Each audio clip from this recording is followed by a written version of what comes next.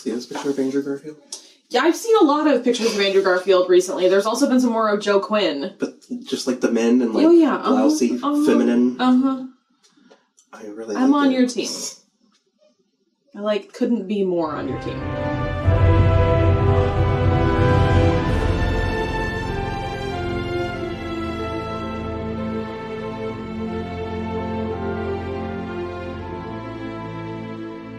Hello everybody, I'm Will. And I'm Kristen. And this is So I'm Watching The Rings of Power, Season 1, Episode 5. Partings. I like this show. Yeah. I think the story is relatively simple, relatively straightforward. They're taking a lot of time, so much so that I keep quizzing myself to make sure that it is about what I think it's about, because I'm like, this is a lot of time for what we're doing. It's about what you think it's about. But it's, I don't know, I just really enjoy spending time in this gorgeous, simple fantasy world. I don't know what the real reception is like. I don't know, I think it's fine. I think it's good for families, and I think especially middle schoolers and high school. I think that this is really that. And I liked this episode. Largely, it's gorgeous, and that is just doing it does help a lot. So much of the heavy lifting for me, easily 50%. But I'm also having a really great time. I demand more Harfoots. I demand more time with the Harfoots. You were there last week, and I thought we didn't get it. We got some. I want more. I want more Harfoots. This. The other thing too is for having episode runtimes that are pretty long. I feel like they're over an hour. All of them. Yeah, I feel like I don't know. It's the part of me that wants a legitimate television series that came out in 2012 that's about what the Avengers do in between. You know what I mean? I want them all living in Stark Tower. I want them, going to each other's floors, And so, part of me, it likes the Harfoot stuff the most because it has the lowest stakes.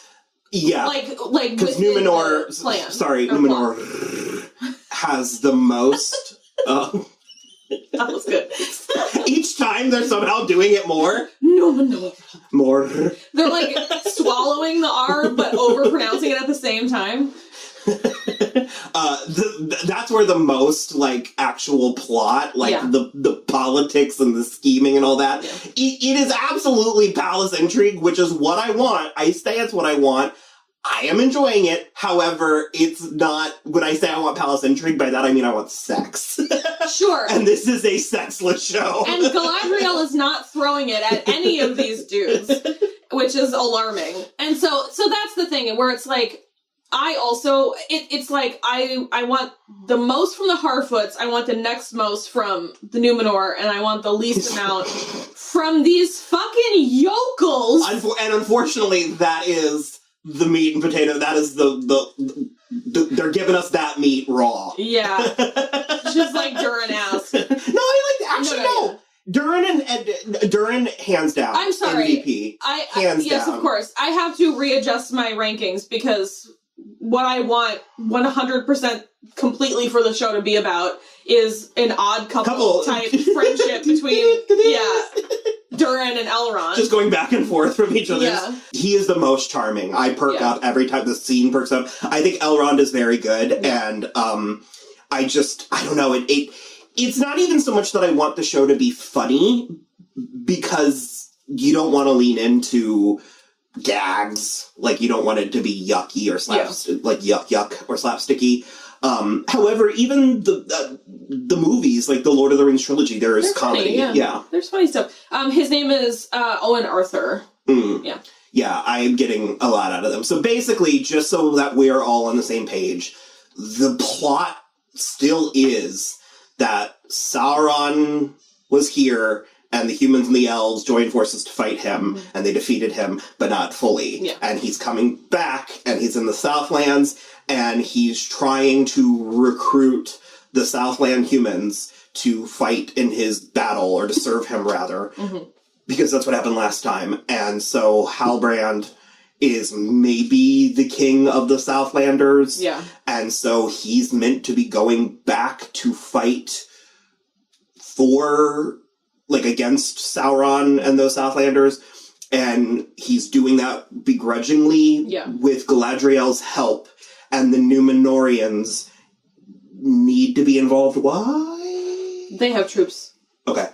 They have troops and ships. There's, like, a long history, and I don't fully understand the prejudice that the humans have against the elves. And meanwhile, Elrond is unwittingly on a mission for Gil-galad to find the mithril that is in the dwarves' minds, because it is as beautiful as good and as strong as evil, and it can save the elves from dying if all of this shit goes to shit. Yeah.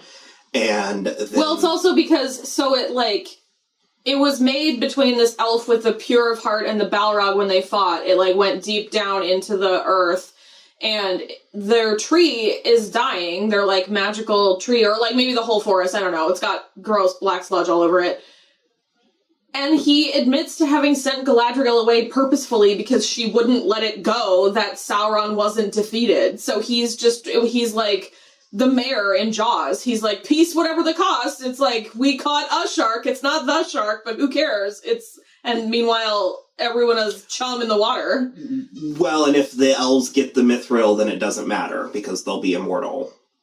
Yeah, but what damage is that going to bring to the dwarves and the men? He doesn't care. Exactly. Yeah. I'm just gonna start calling him Ronald Reagan. He's horrible. No. Say it louder. I don't care. I'll say his name. It's Mike. Oh, and then the Harfoots are going there and back again on an unexpected journey. Kind of, yeah. Not no. Well, the stranger, definitely a wizard now, absolutely. Especially. I don't think it's Gandalf. I don't want it to be. That feels stunty in a way. I guess, they could possibly earn it. It could be Sauron or Radagast.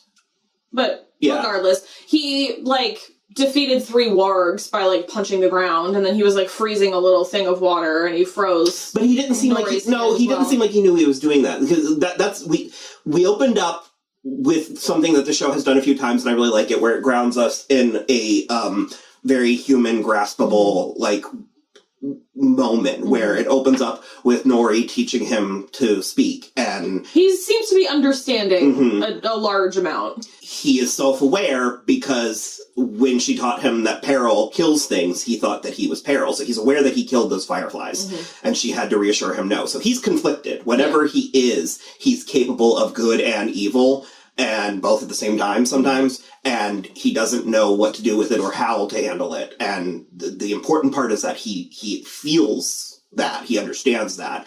He saved them from the wargs, which was really cool, and it caused his arm to sort of do a weird thing, and then he kind of went into a trance when he was freezing. Yeah. So he didn't realize he was doing that. That's fair. And also there are people, non-binary people. Oh. 3 of them. I couldn't get a read. Very blonde, all in white, sort of evil looking. Ethereal. Ethereal. Yeah. And evil looking. Oh, yes. And they were at the crash landing, the meteor site where he landed. Okay, so they have tracking him. They have names. The Nomad, the Ascetic, and the Dweller. Bridie Sisson is the one with the hood. The buzz cut? Yeah. Oh, okay. The Dweller. I don't know. He doesn't say. Bridie presents as a female name to me. I don't know. I just didn't know if it was a she or they. We're not there yet. So, yeah, I really agree with you. I enjoy the Harfoots. I enjoy the team building montage and all that. It seems like they're still, with the caravan, they're just falling behind. They just so are, I think they catch up at night, which is fine. That's whatever. I thought it was going to be, the 6 of them alone for, the whole journey, and then they were going to, arrive. But they appear to be relatively keeping pace.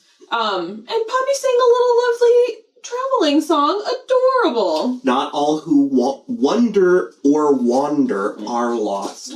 I really enjoyed it. And there's a studio version. It was great. back in Numenor, we have Pharazôn, who I thought I liked. Yeah, I don't remember if it was you or Rachel, but the very first time we saw him, one of you was like, no. And I was like, no, I think his hair is nice. He's shady. So the thing is, he absolutely is, and he's absolutely a human supremacist, whatever. Yeah. And his fucking son, between the, not a good eyebrow between the two. That's how you can tell. That's how you can tell. And also, I guess, apparently, Aarion also sucks, too. Yeah, I don't know. She's in league with fucking the son, Jared Kushner. Okay, Jared Kushner is excellent, an excellent reference. I can't tell. I think she doesn't want there to be war because she doesn't want to lose her father and her brother. I think her intentions are less nefarious. That would be fine, but except for the fucking sour face every time. Going through nefarious channels. Yeah, I don't know. And also, like, the son is like, well, I can try to talk to my father, and then he's like, why should you want war? And essentially he's like, so we can pillage the lands for all they're worth and bring it back here to Numenor. And I was like, oh. As if you don't have enough. Like, Numenor. That place is stacked. Also, he's like, I feel like there must be something different about the Numenorean people, because he's like, once we surpass those low Middle Earth humans, and I'm like, well, yeah, you're all people. You're all human people. No, but they're the Numenoreans or the Southlanders. Well, they have more money, but they were given like elven stuff, which is why it doesn't make any fucking sense that they don't like the elves. Yeah. Like, it's like that's how you're here. I mean, believe me, I'm all in. I understand the concept of elves being the worst. It takes them weeks to decide to take a shit, apparently. But you're right. Durin is. So no, I absolutely get the elves being the worst. I don't get hating them from a like I said, a prejudice or a race or like those dirty elves. You know, it's like by all accounts the opposite. Yeah, like everything has led us to believe. Absolutely. So that I'm a little confused by. I guess if we go back to the Southland,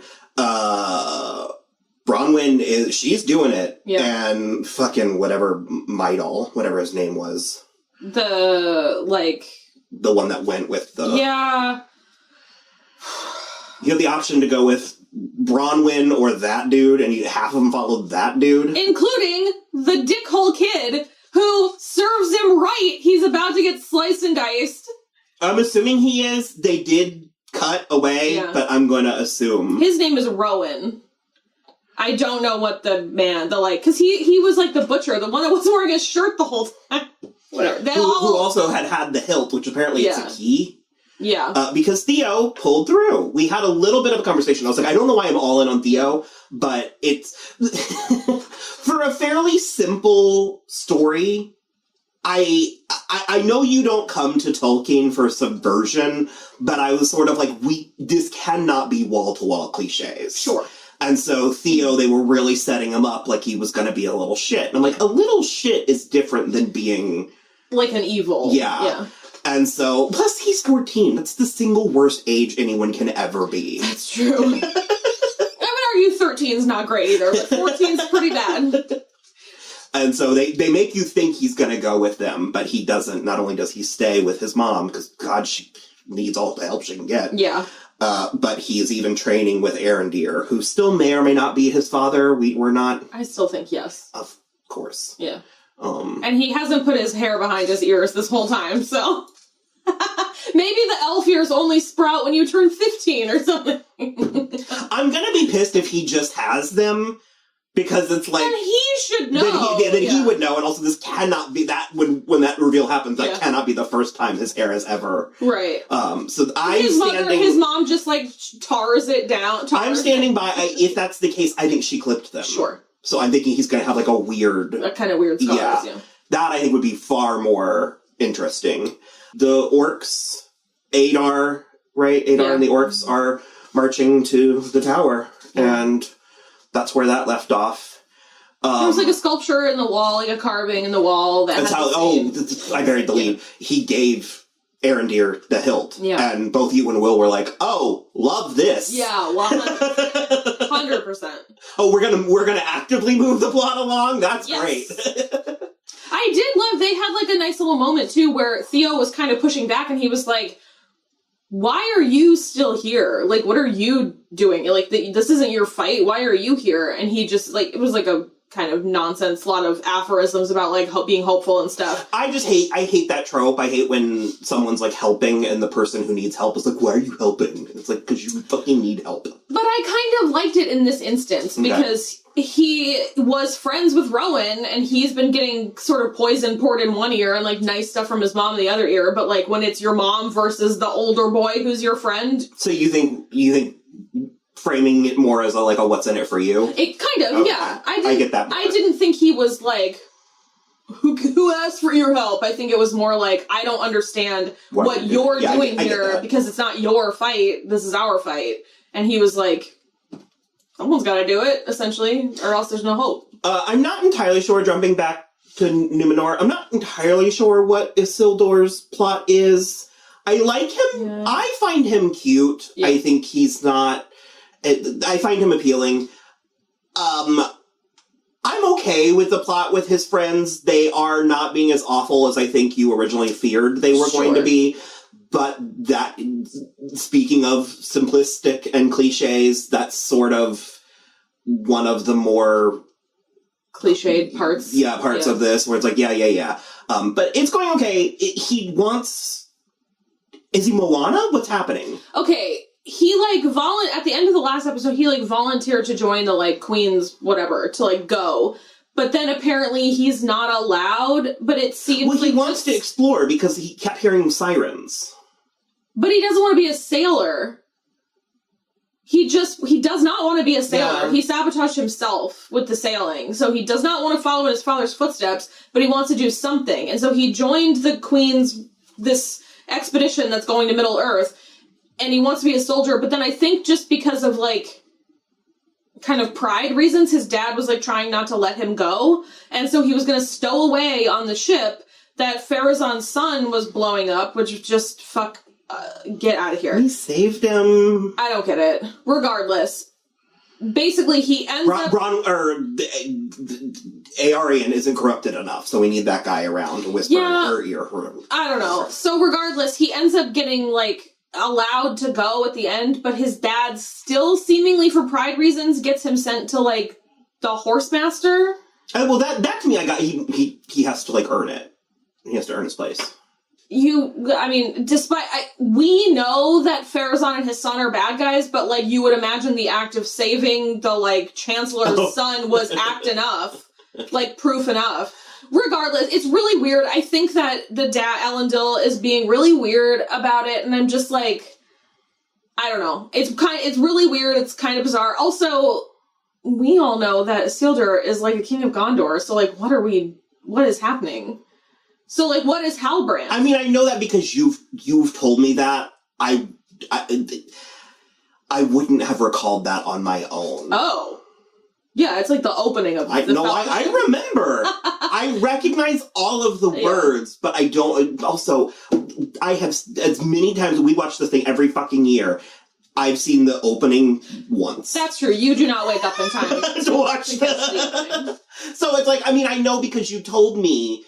And it's for instance, the Mithril. It's I know that I heard that word, but it took you being that's Frodo's sword for me to be oh, right, he does have, a sword. And I can't stress it enough. I follow tonally and emotionally what's happening in Lord of the Rings, but I don't know that I could actually dissect it, certainly not in detailed strokes. I can do it in broad strokes, but... Yeah, so they set sail. They presumably... I'm mad that you pointed it out, because I didn't think twice until you pointed it out. But they presumably remade Galadriel's magic elf armor. Yeah. Because she had it with her on the ship. On the ship to go to the Undying Lands, they, undressed all of the soldier elves, because she dove in the water in just her, bag? Chemise. That she can, a Mary Poppins bag? No. I hate that you pointed that out, because I didn't give it a second thought. Okay, the other thing is I don't know that it was identical to the armor, but her armor is different than everyone else's. It's elven, you would assume. It's silver, and it looks like elven armor, so I don't know. But it's a little, I was where did she dive all the way to the bottom of the ocean? And where has she been carrying it all this time? The network TV. Because also, 100% if she had saved her actual armor, she would have never taken it off. We would have never gotten that blue dress. Even though we had her for the same blue dress for 3 episodes, she would have been wearing her armor the whole time as a point of pride. She would have sunk to the bottom of the ocean rather than take that shit off. I guarantee it. She is still kind of the worst. I'm getting used to her. I just have to. I mean, I don't like love it, but if I just divorce Cate Blanchett from it, I have an easier time. It's also like I can see the pathway. Like I can see the pipeline that brings this to that. There's a handful of perfect performances in Hollywood history. That is one of them. And Cate Blanchett as Galadriel in The Fellowship of the Ring is one of them. She is beautiful and terrible as the dawn, if one thing is true. Also, we neglected to mention that the 3 strange, the Dweller and the Ascetic and the Nomad, they were at the site where the stranger landed. I mentioned that. You did? Okay, yeah. They were at, like, the crater. Yeah. So they're presumably following him. Yeah. And then we touched on it, but Durin was in... It's not Rivendell. It's called Linden. Linden. Yeah. There are different types of elves, right? Mm. So I'm assuming those are forest elves? Mm-hmm. Are there beach elves? No, there are 2 types of elves, I'm pretty sure. Can there be beach elves? There, in the trilogy, there are 2 kinds of elves. The forest elves and the Rivendell elves. You can make beach elves. You're like, those are called mermaids. Move along. Just admit that you want to live on that Pearl Island from Valerian. It's where my soul seed is from. I'm Mintakan. Rachel and I did the work. And it's why I'm melancholy, is because it was destroyed by hostile aliens thousands of years ago. So deep down, I know I can never go home. No. I'm sick of you. My home planet, Mindaka. It's in Orion's belt. Get out of my house! So Durin was at dinner, gorgeous. Oh my god, the lamps. It's the lamps. Oh, and you're right. They were just like carved watermelons. And I meant that as a burn. Oh, it was beautiful. It's just a watermelon. But it looks intricate and looks... I mean, I wouldn't have guessed. Oh, yeah. Well, I didn't. It was beautiful. It was very pretty, but it's like the type of thing where, like in Star Wars... They had a Pinterest board. When we were watching the prequel trilogies of Star Wars, and... he just, like, fed her a pear. I was like, you couldn't get a dragon fruit? You're doing too much. No, I'm not. You're doing too much. I'm not. Where are they getting a watermelon in this perpetual fall forest? From the same place that they're getting elephants. Oliphants. Those come from a different area. It's just a slightly different version of something that exists in reality. So anyways, it was beautiful.